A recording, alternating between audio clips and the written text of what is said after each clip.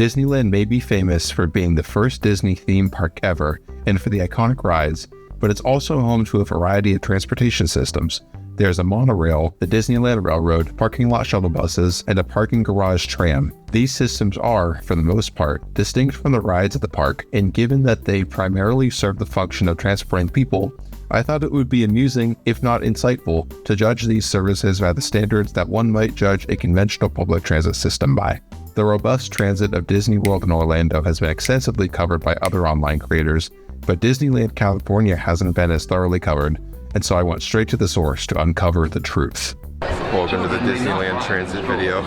We're joined by Nina, who I met when I worked at Disney. She works here again, so this is free. Shout out to Nina. This is our friend Jillian. Hello. Also, they both work in Hollywood. I'm just a faker. So my idea with this was to review this tram as public transit because it is in effect public transit. So the parameters by which we would judge something by public transit are...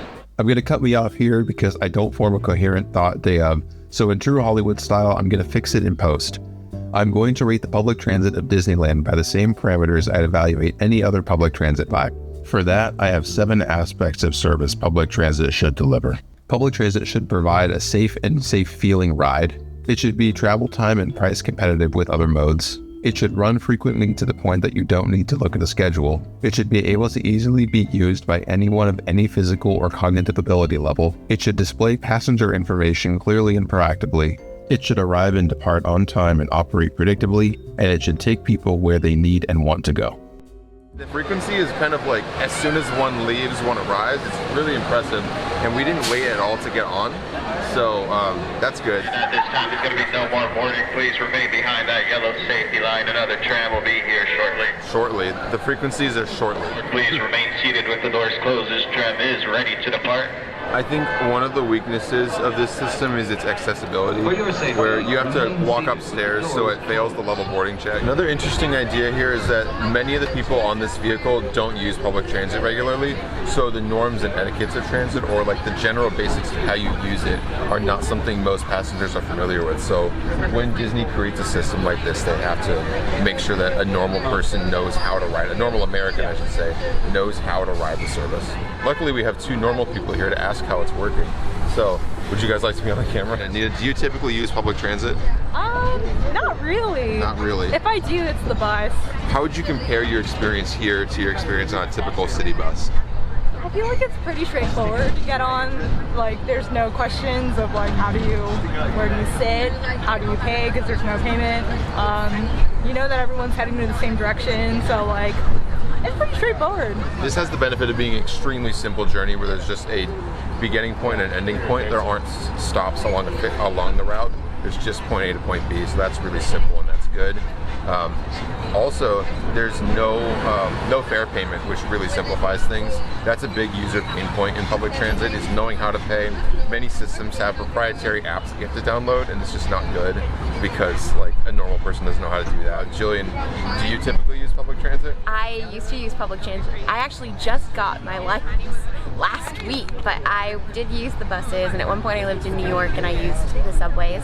Yeah, I think using public transit was really good for me when I was a pedestrian girly, and now I actually can drive. It would be good if we had more of it in Orange County. This is where I'm originally from, and it would have been a game changer.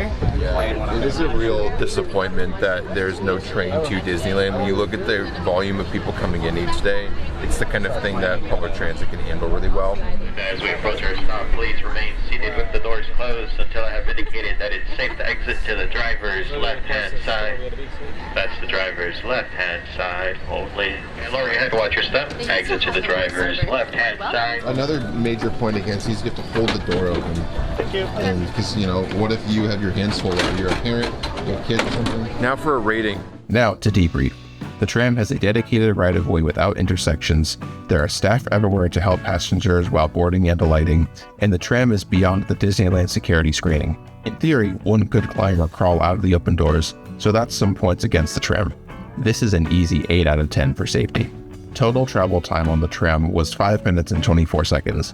That said, the parking garages the tram serves are very large and the security line can be long. It took us about 25 minutes to park, walk through security, and board the tram. That's a total of over 30 minutes, which might end up being higher than another park access mode we'll ride later in the video. My rating for the speed category is 7 out of 10. As for frequency, trams depart continuously, but dwell times are high, which makes departures less frequent than they could be if this were actually a tram, which it is not. Still, you'll never wait too long, so another 7 out of 10. Accessibility is the tram's biggest weakness. Between passengers needing to open doors manually, only 2 carriages per tram being wheelchair accessible, and the need for a wheelchair ramp, I think this can't score above a 4 out of 10. Passenger information is transmitted by an audio announcement from the operator and from pre-recorded information messages. You don't really need a route map since there are just 2 stations and everyone already knows they're going to Disneyland, so a lack of route information and wayfinding isn't really a problem. It doesn't really need to be better than this, but my wayfinding score is still a 5 out of 10. For reliability, a tram will always be arriving and departing at any time of day, before the park gates open and after closing. The tram also runs on its own completely dedicated right-of-way, so roadway traffic congestion doesn't impact the tram. I give it a 9 out of 10. And does it take you somewhere you want to go? Absolutely. An easy 10 out of 10 for usefulness. The parking garage tram scores a 50 out of 70. That's the first transit score I've ever made for this channel, so we have nothing to compare it to. Thanks for joining us on the Disneyland parking tram. Disneyland Transit Part 1 complete, I guess. We're back for Disneyland Transit Part 2. To start, every 5 minutes, that's really good. That's better than most trains' headways. For a little bit of context, we are over here in the Toontown area, if you know Disneyland. We are trying to get to the Norland Square area because we have reservations at the Blue Bayou restaurant. And we realized that we could actually use this train for transit. Now we're gonna see how it does as actual transit. First of all, very frequent, so that's good. It runs every 5 minutes. One point I would have against it so far is that from a transit standpoint, there's no system map. So if you wanted to see where the 4 stations are, you can't actually see them. So this runs to the Toontown area where we are. Next station is Tomorrowland. After that is the main gate, and after that is our station, which is the Norland Square. Norland Square. I don't know all the names perfectly, but it would be great if there was some sort of a diagram to show each of those stations at the top, especially if there could be travel time estimates between them, so you could know if it would actually work as good transit. Now, obviously, this is not public transit. This is a theme park ride, but it can kind of function as transit. So it's interesting to look at it through that lens. She might be a coffee drinker though, because they have Pixar here.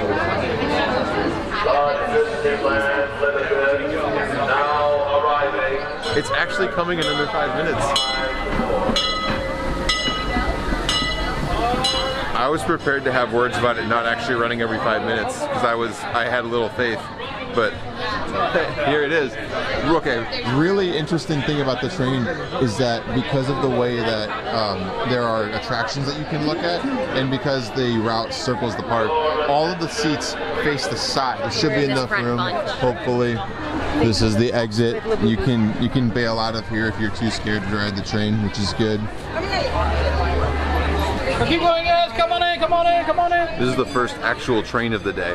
The other one was like a rubber-tired vehicle situation. So there's a caboose. You don't get to go in the caboose, but it is there. It's a pretty long dwell time so far, which is not ideal. You usually want to have those things be quick. Again, I think you get a lot of people here who are not used to riding transit, so don't really know how to do it. Oh wait, you can go in the caboose. You can go in the caboose? We got played. We should be in there. That'd be cool. All right, folks, on board all these tubes. Please remain seated. Keep your hands over and feet and legs into the train all the time to watch over small children. Our next on the main line, we're heading to the future to Tomorrowland. Kids. As we leave Toontown Depot, we get a real nice view of the happiest land of them all, Fantasyland. So they've got announcements, which is nice. Kind of turns the transit journey into a guided tour. And again, this is not really transit, but we're treating it as such today. There is no barrier here. So like if someone were, there's nothing physically stopping you from getting up and walking out while the train is in motion, which is a risk. Find rocket ships and starships. We have a level crossing here. This looks to be where the operation and maintenance facility is. I love that you can see them driving by in the cars. The distances are small and the travel speed is not super fast, but it's fine. They've got a small section of a raised platform for accessibility, which is similar to most commuter rails in the U.S. Caltrain is like this, and many others. We're actually lucky we get to see someone using it. This ramp floats down. Yeah, you're right. That's what it is. And then you switch. Allows people to ride the train.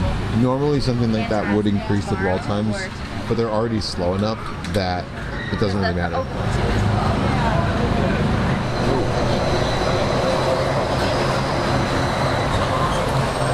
Monorail foamer shot. Question for you, Andy. What is your favorite Disney train station in this park? Favorite train station? Well, aesthetically, you have to do the Main Street USA, obviously. Aesthetic. Purely on that. That is the only correct answer. From a functionality standpoint, the New Orleans Square Station, it has the best proximity to park activities.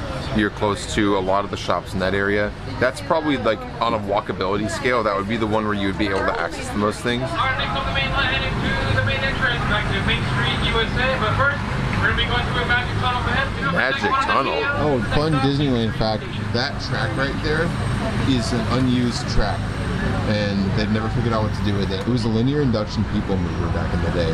The history of it's really fascinating, where that train technology is currently used in a people mover in the Houston airport, which is wild. Para su seguridad, permanezca sentado. Darkness.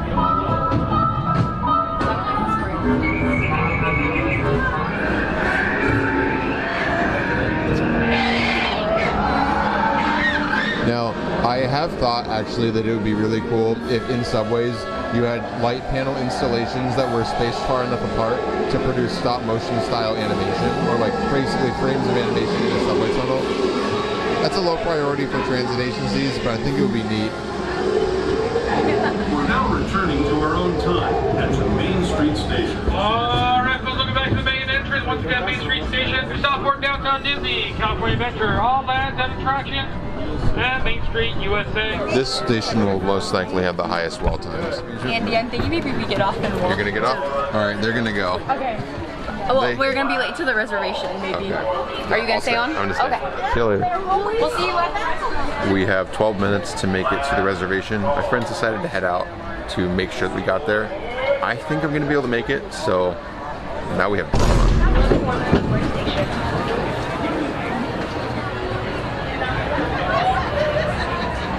Welcome aboard the Disneyland Railroad. We're embarking on a grand circle tour of the Magic Kingdom. We'll be stopping at New Orleans Square, Mickey's Toontown, and Tomorrowland for your children. Frontierland and Bayou Country. We're now arriving at New Orleans Square Station. Alright, this is my stop. You get to get out. Goodbye, Disneyland Railway. Thank you. Good wayfinding. Excuse me? Excuse me? You have to be willing to forcefully say, excuse me. One of the things I've learned in life. Should be able to walk down this walkway here to get to the Blue Bayou. The kids want to get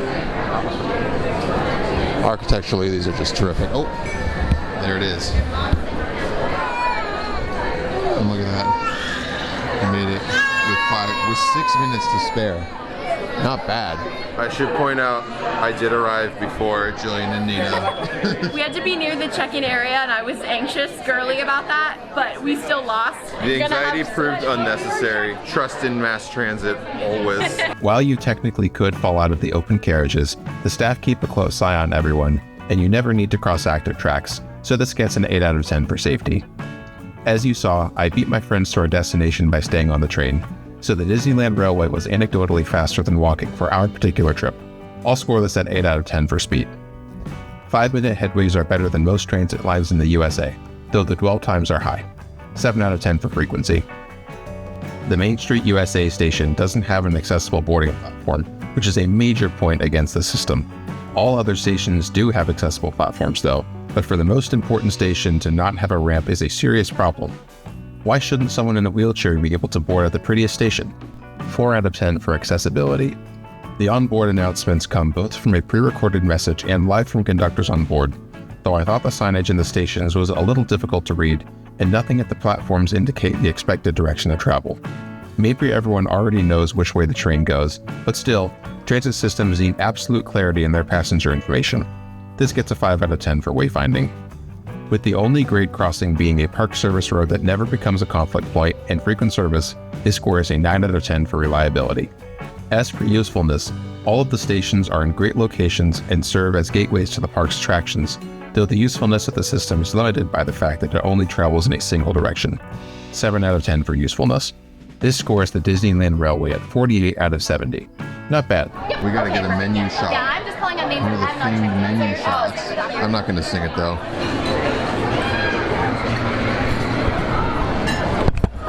Alright, well, that was part 2 of Disneyland Transit. Stay tuned for part 3. We are coming in today to the Pixar Pals lot. They have the security gate here before you get on the buses. This is already proving to be a lot faster than the other shuttle option into the park. So I'm very curious about how this is gonna go. Here's the entrance. It's really confusing. All the signs say exit only, but then you walk through the, that confuses me.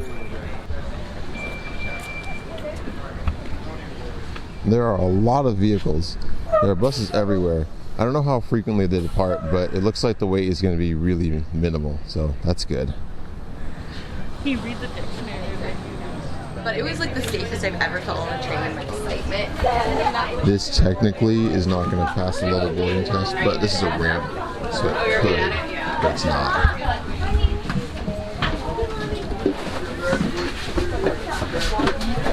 Welcome back to part 3 of Disneyland Transit. This is probably the most transit of all of them. And we also have an opportunity to ride a BYD bus for the first time. I haven't been on one of these vehicles before, not that I can remember. Some context about the BYDs, they are a Chinese bus manufacturer who operates out of the Antelope Valley area in California. They have a spotty reputation and some agencies don't use them anymore because of that, but I guess Disney is okay using them. They're really funny vehicles. They have a rip-off new flyer notch here. There's also no window for the rear seats where I've chosen to sit, but we're off now. As far as looking at this as public transit goes, it's already a much better experience than the other tram, mostly just because you don't have to open the door for yourself and the access is much easier. There's a wider door that you can enter. It just goes to show how efficient buses and trains are. They are just great vehicles. And every time someone tries to innovate, they kind of end up designing a worse bus until eventually they come back around and they make a bus again.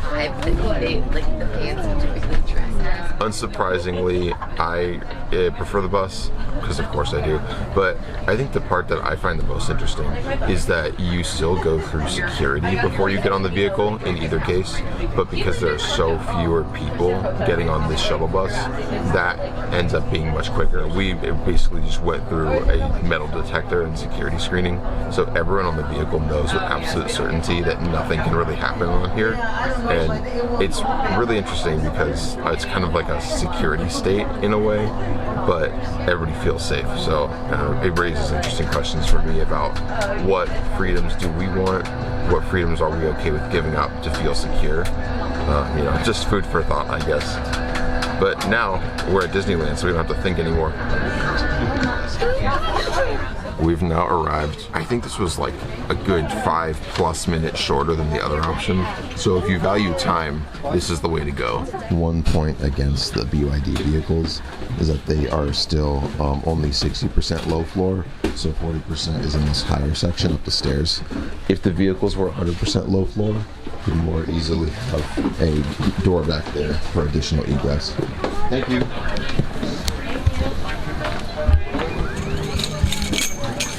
Alright, that was much quicker. Really good bus experience.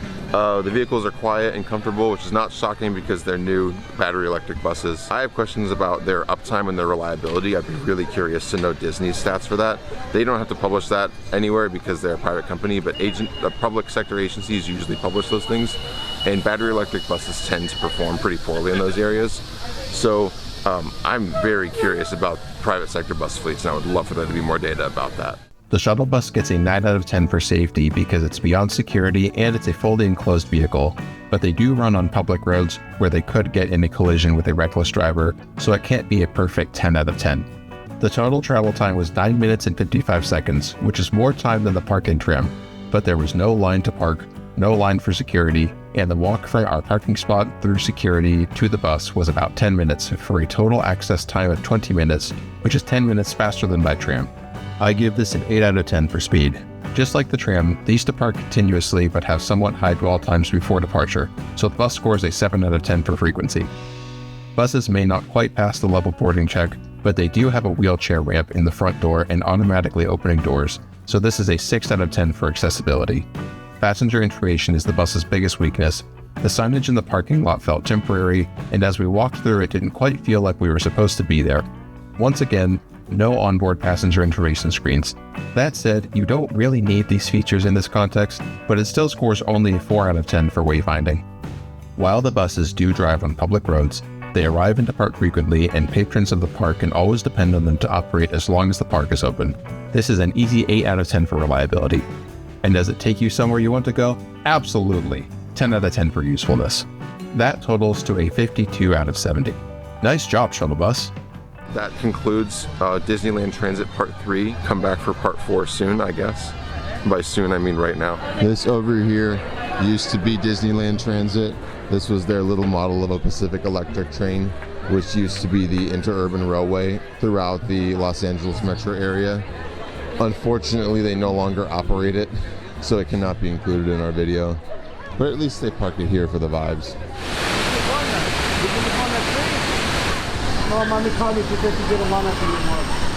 It's that time, Disneyland Transit Part 4. So the monorail is actually getting major points right now because it has platform screen doors.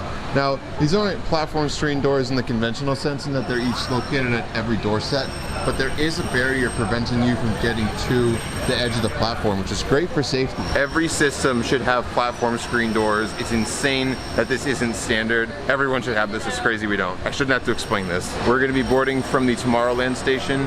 This, as far as transportation goes, is not as useful as other forms of Disney Transit. It only goes from here to downtown Disney, at which point you have to exit the park, basically leaving your fare zone, if you want, so to speak. Unfortunately, there aren't stations anywhere else in the park, so you can't really use it to get from one place to the other in the same way that you can with the Disneyland Railway. But the vibes of it are unmatched. Well, here it comes now. We've had a really short wait. We've only been up here for about 2 minutes and there's already a train pulling in. I don't know how frequently they run, but this is pretty good. You gotta watch out. Looks like unfortunately there's some dots. Don't want to be near the dots. I don't know where you enter. It's not totally clear. Watch your step, enjoy your flight. That's fun, they say flight.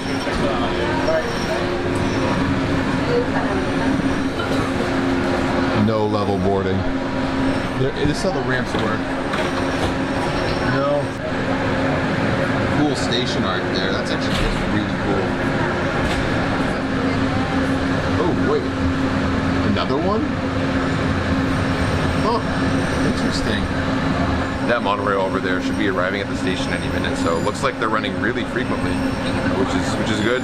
Frequency is good. Pretty high dwell time, but that's not shocking because everybody had to get off and then everybody had to get on. Another monorail.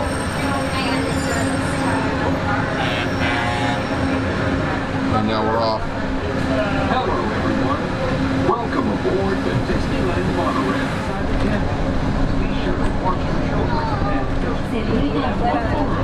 This down here is Harbor Boulevard.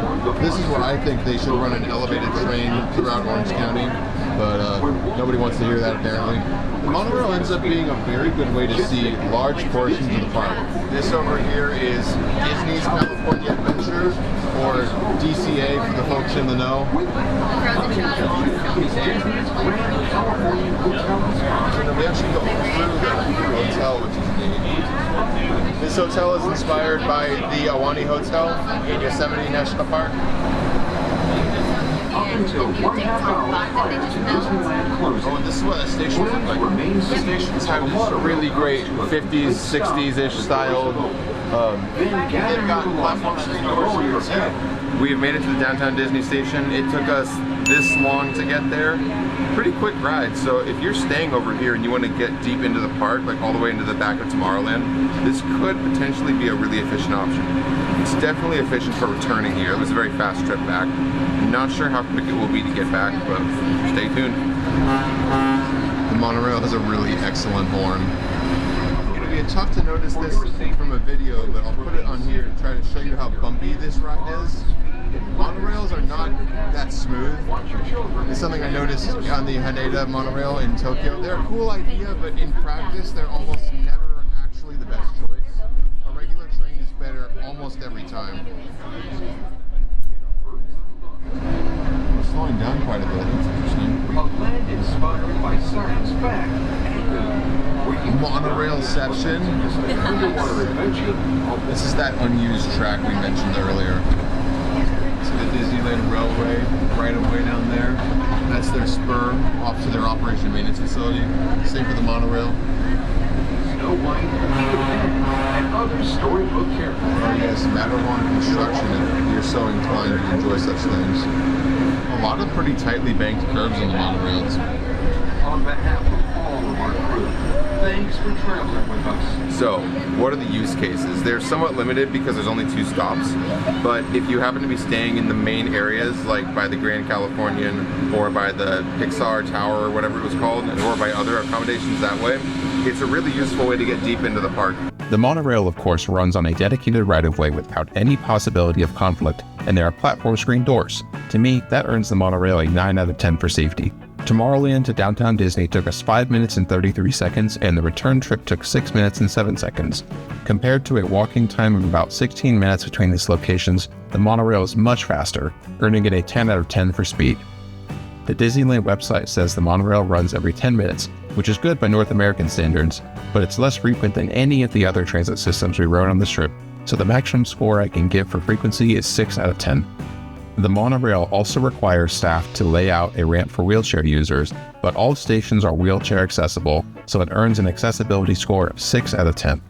The wayfinding is nothing special, but the onboard announcements are clear and easy to understand, so this gets a 5 out of 10 for wayfinding. Given the exclusive and grade-separated right-of-way and the fact that the monorail runs from park opening at 8 a.m. to park closing at midnight, the monorail scores a 9 out of 10 for reliability. Usefulness is the monorail's major weakness. While there is the hyper-specific use case of riding to Tomorrowland from the hotels near downtown Disney, the monorail doesn't serve the travel needs of most park visitors.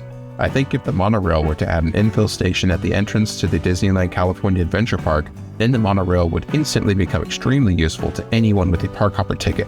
However, that exists only in my dreams for now, relegating the monorail's usefulness score to just a 3 out of 10. This gives the monorail a 48 out of 70, reflecting the lowest transit service score I collect on this trip. That said, it's still a fun ride. In conclusion, the monorail is really fun. All the various modes of Disney transit are super interesting and fun. Now, I'm told that Disney World is the place to go for really serious Disney transit, but I live in California, so that's pretty far away. Maybe someday though, would love to make a video about the Orlando transit. That's all for now. So if you enjoyed this, you know, there's no sponsorship, no nothing. Just me enjoying transit, and if that's fun for you, you can stick around, and I have more videos now, so check those out. Thanks so much and have a great one.